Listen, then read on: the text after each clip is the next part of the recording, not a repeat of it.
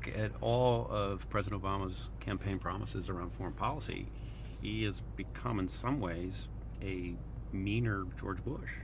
Among the disturbing parts of our current waging of war or conflict is the warrantless surveillance that this administration...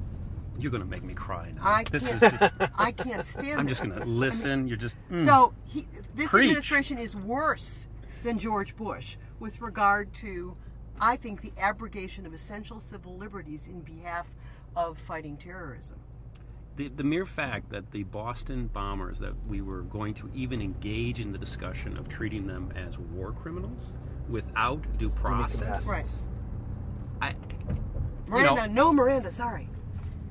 But there is reporting that as soon as he was Mirandized, that he stopped talking. Oh my goodness! Oh my goodness! And that's okay. His right. What? That's his right to do. And besides, he was shot in the throat, so his talking was limited. Well, yes. He was providing information to the authorities. And so he has. But it's the government's burden to prove that case beyond a reasonable doubt. And if the defendant Charlie, doesn't want to participate so in his own hanging, it's the Fifth Amendment right, and he can remain silent. That is part and parcel of our culture, and part and parcel of what makes us awesome.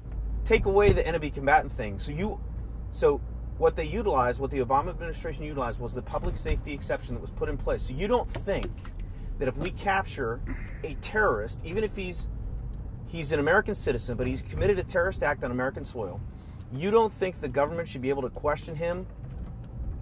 Well, look, if there's an imminent threat out there for a period of time, maybe it's 12 hours, maybe it's 24 hours, whatever, you think he should be Mirandized immediately and not have to talk?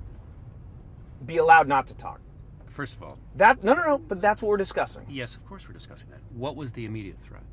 The public exception did not apply. The threat was over. They had captured both of the perpetrators. What? So no, because they had arrested people in another town. There was rumor, innuendo. Right. I don't know if they arrested. I don't remember any confirmed reports that they arrested other people. They should not be asked if there were if they were part of a cell that was potentially activated. They could have done something in the next 12-24 hours. It's just bad prosecutorial work to deal with a situation where a defendant can later raise that I was not Mirandized, and therefore anything I said cannot be used against me, and they kick the evidence out. So it's just bad judgment call. That because the public safety is, I mean, you can dance all around and say, well, it was an immediate threat, but when you make the Fifth Amendment a subjective right based upon what the government at that moment thinks, that's not the way it is. It's objective. It's very clear. If you are in custody, which he was, you have the right to remain silent. We are harmed nationally and in terms of our own reputation when we don't take this exceptional Constitution that we have and actually act like we mean it. So you guys both voted for Ron Paul.